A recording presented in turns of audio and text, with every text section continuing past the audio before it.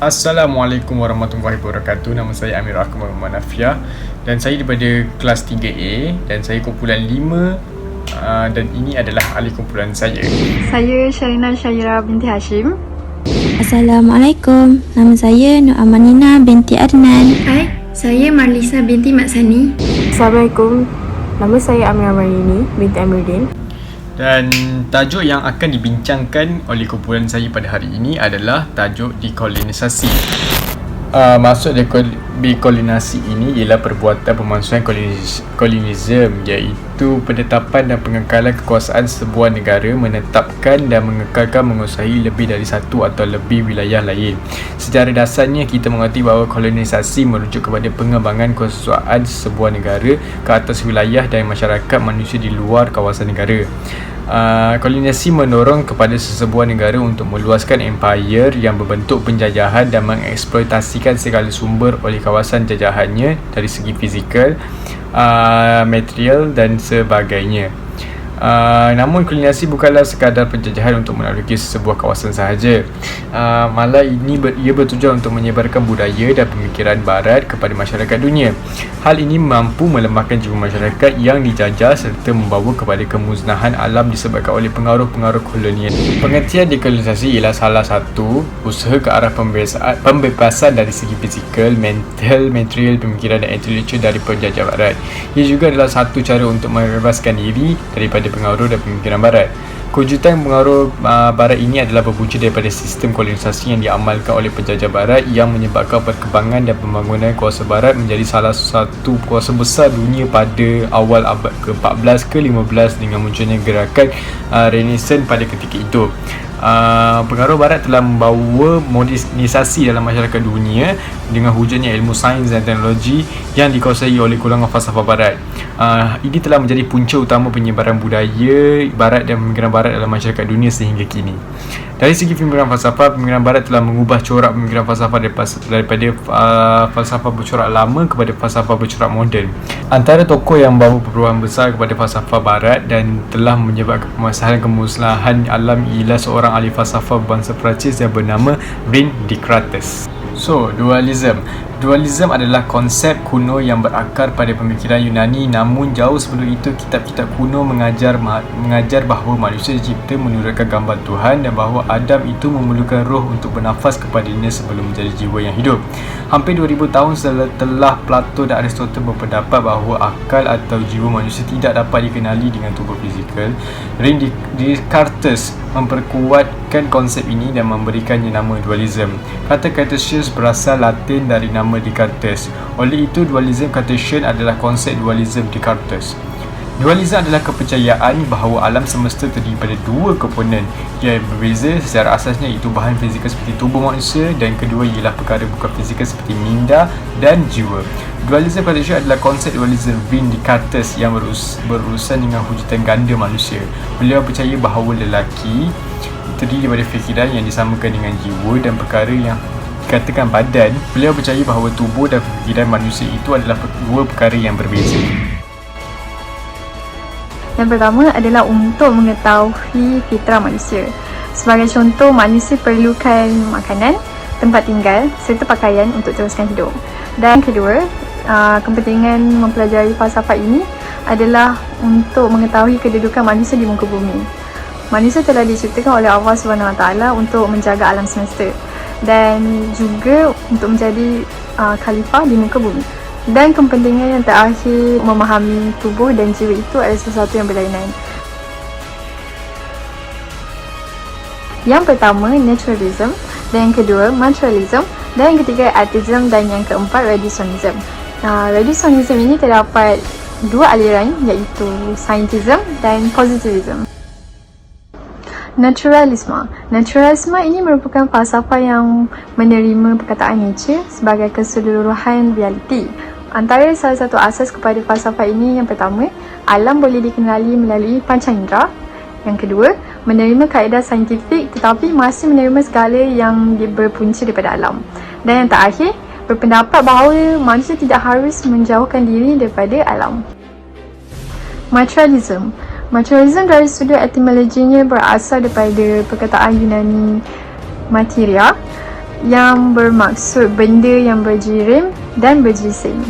Materialisme adalah satu fahaman yang menganggap bahawa kewujudan sesuatu alam itu hanyalah berunsurkan material sahaja.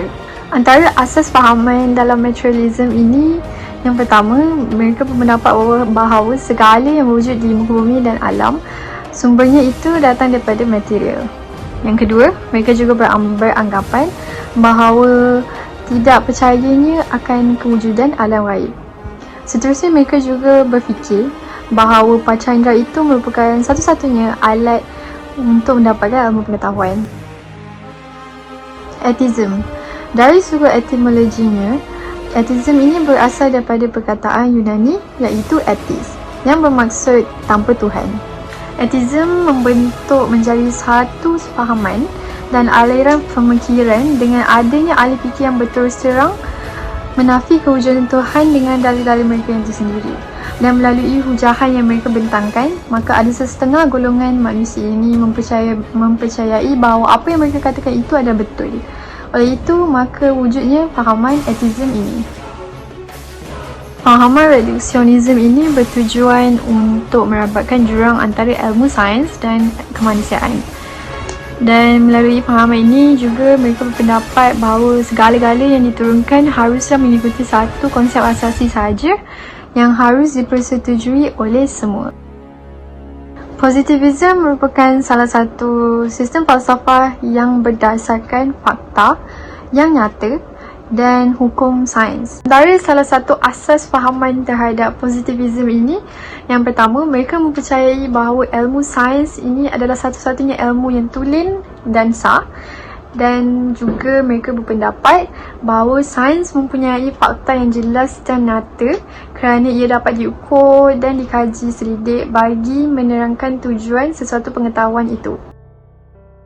Akhir sekali, saintism. Saintism merupakan ideologi materialistik yang menyamaikan seluruh realiti dengan material. Mereka memandang tinggi ilmu sains kerana mereka berfikir bahawa ilmu sains itu adalah satu sumber kebenaran yang mutlak, dan mereka juga menolak ilmu wahyu sebagai sumber kebenaran. Dan salah satu aliran yang bertentangan dengan saintism ini adalah seperti aliran teologi dan metafisik. Cartesian dualisme, kehidupan tanpa kesatuan dan harmoni. Dualisme terbahagi kepada tiga bahagian iaitu egoisme, antropocentrisme dan eurocentrisme. Okey, pertama ialah egoisme. Egoisme bermaksud sesuatu tindakan adalah betul dengan melihat kepada kesan tindakan tersebut kepada individu. Egoisme ini bersifat individualistik yang mana falsafah ini percaya bahawa mereka harus mengambil keputusan yang memaksimumkan faedah kepada diri sendiri. Saya bagi contoh, kita memilih untuk tidak menolong orang tua melintas jalan. Kita nampak orang tua tu nak melintas jalan, tapi kita abaikan sebab kita nak sampai ke tempat kerja dengan masa yang ditetapkan. Okay, yang kedua ialah antropocentrisme. Antropocentrisme ini bermaksud eksploitatif, destruktif dan tidak peduli terhadap alam. Falsafah ini percaya bahawa manusia adalah entiti paling penting di alam semesta. Ini adalah konsep di mana ia sering dianggap punca yang dilakukan oleh manusia terhadap ekosfera. Sebagai contoh, membuang sampah merata-rata sehingga menyebabkan banjir ataupun penebangan pokok sehingga menyebabkan tanah runtuh. Akhir sekali ialah eurocentrisme. Eurocentrisme ialah kepercayaan berpusatkan Eropah, di mana ia lebih cenderung untuk mentafsir sejarah dan budaya masyarakat bukan Eropah dari sudut perspektif pandangan Barat. Proses kolonisasi berpaksikan aliran eurocentrisme mempunyai tiga kaedah penjajahan, iaitu penjajahan epistemologi, penjajahan manusia dan penjajahan wilayah atau tanah. Okey, penjajahan epistemologi mewujudkan karakter epistemic organs yang bermaksud keangkuhan cendekiawan apabila keyakinan terhadap pengetahuan yang dimiliki dan keupayaan untuk mengetahui menjadi lebih-lebihan. Yang kedua ialah ilmu kolonial. Ilmu kolonial ialah ilmu yang mengumpulkan segala maklumat tentang tanah jajahan untuk tujuan pengawalan dan pemantauan. Yang ketiga ialah kolonisasi ilmu, iaitu proses menjadikan pendidikan itu dikuasai oleh pengaruh tertentu. Sebagai contoh, melahirkan anak-anak pribumi yang berfikiran penjajah. Yang kedua ialah kolonisasi penjajahan manusia, penjajahan imperialisme yang menggunakan alasan kemunduran dan kerendahan wilayah bukan Eropah bagi menjustifikasikan keperluan kepada penjajahan kolonialisme. Seterusnya ialah kolonisasi penjajahan wilayah atau tanah. Ia memenuhi inspirasi konsep kolonialisme yang dipengaruhi oleh slogan Gold, Glory and Good. Faktor pemilihan wilayah adalah seperti lokasi yang strategik, kemudahan membentah dan pasaran baru. Okey, akhir sekali ialah implikasi atau kesan kolonisasi melalui gagasan Eurocentrisme. Pertama ialah ketamakan kapitalis. Eurocentrisme dan kolonialisme menjadi pemangkin ketamakan kapitalis global memaksimumkan keuntungan mereka tanpa menghiraukan eksploitasi dan ketidakadilan kepada negara-negara yang dijajah. Yang kedua ialah melebarkan jurang politik, ekonomi dan sosial. Kolonialisme menjadikan atau mengakibatkan kewujudan jurang pemisah di antara negara-negara utara dan negara-negara selatan. Akhir sekali ialah menyemarakkan proses antropogenik. Egoisme and scientisme telah memberi kesan terhadap kemusnahan ekologi dan alam sekitar yang disebabkan oleh penggunaan sains dan teknologi yang bersifat memusnah dan mencemarkan. Sebagai contoh, pembakaran hutan secara berleluasa.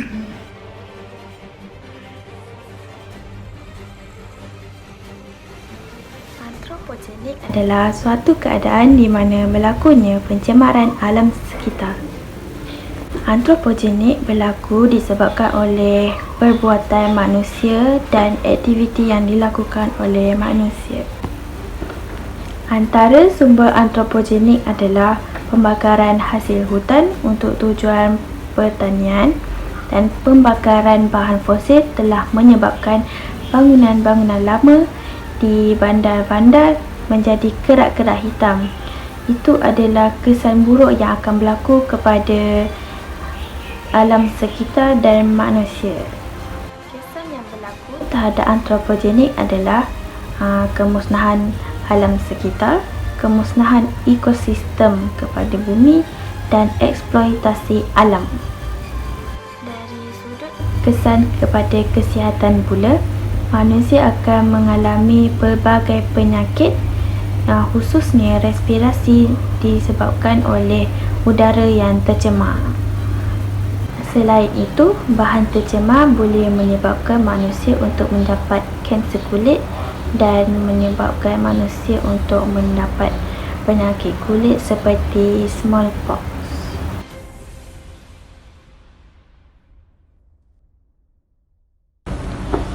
Epistemologi adalah berasal daripada bahasa Yunani. Epistemic arrogance telah dimaksudkan dengan keangkuhan dan kesombongan intelektual. Penyakit ini sering menyerang kaum cerdik pandai dan para ilmuwan. Mereka sering merasa sombong dan angkuh dengan apa yang mereka peroleh.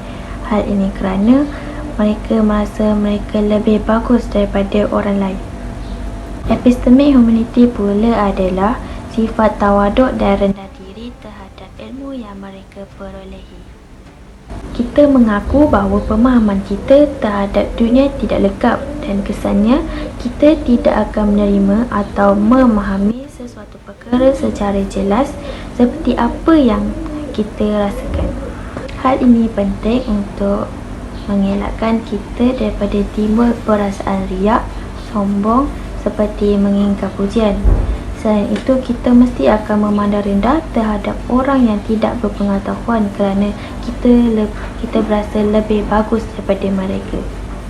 Hari ini saya akan membentangkan tentang menjayakan insan bersepadu sejahtera dan ekologikal.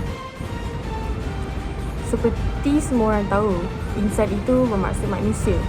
Jadi, insan ini bermaksud sebagai makhluk yang paling unik di muka bumi ini. Insan ini merupakan makhluk yang sebaik-baik kejadian yang dicipta oleh Allah Subhanahu Wa Taala berbanding dengan yang lain seperti malaikat, tumbuh-tumbuhan dan haiwan. Kerana manusia dikurniakan akal, roh dan jasad.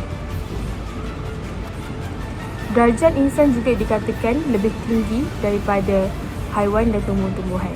Di dalam kitab suci Al-Quran, Allah Subhanahu Wa Taala telah menggunakan 7 istilah yang menerangkan konsep insan iaitu Al-Bashar, Al-Insan, Al-Nas, Bani Adam, Al-Ins, Abdi Allah, Khalifah Allah.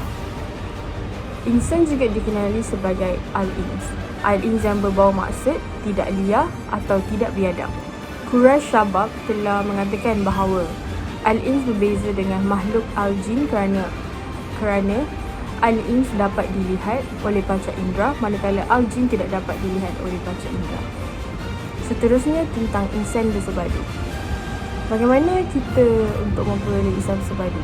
Insan bersepadu dapat diperoleh dengan proses membentuk dan mendidik manusia secara seimbang dan holistik. Proses ini memerlukan satu usaha yang konsisten dan berterusan. Insan bersepadu dilahirkan untuk melahirkan manusia yang berpotensi tinggi, berbakat dan berkebolehan di dalam diri seseorang. Dengan menzahirkan insan bersepadu ini, kita dapat menzahirkan insan yang seimbang dari segala aspek seperti aspek jasmani, rohani, emosi dan intelektual. Seterusnya, kesejahteraan. Kesejahteraan dapat mempamerkan manusia dalam keadaan baik dan masyarakatnya dalam keadaan aman, makmur dan tenteram dan terpelihara daripada bencana-bencana alam. Kesejahteraan merangkumi 10 perkara-perkara penting berdasarkan singkatan SPICES, SPICES. Ia membawa maksud S, spiritual, P, psychological, I, intellectual, C, cultural, C, cognitive, ethical, emotional, ecological, economic and societal.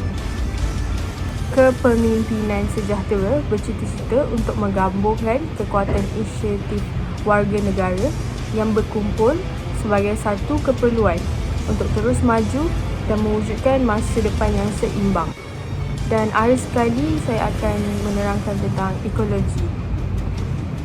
Ekologi manusia merupakan satu kajian antara disiplin mengenai hubungan antara manusia dan alam sekitar semula jadi, persekitaran sosial dan alam cipta mereka. Ekologi juga boleh dikatakan sebagai cabang sains.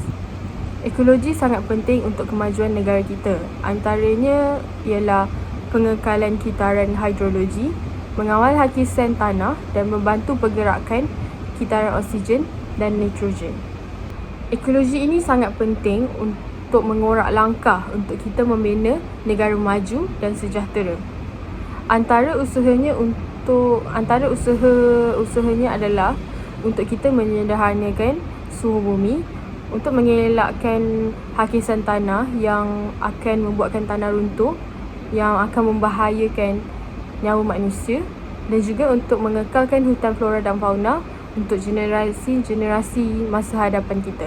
Okey, kesimpulan daripada apa yang kita bincangkan pada hari ini, saya dapat dan kami dapat menyimpulkan bahawa bahayanya jika kita sebagai umat Islam masih lagi menanamkan pemikiran cara barat di kalangan keluarga kita.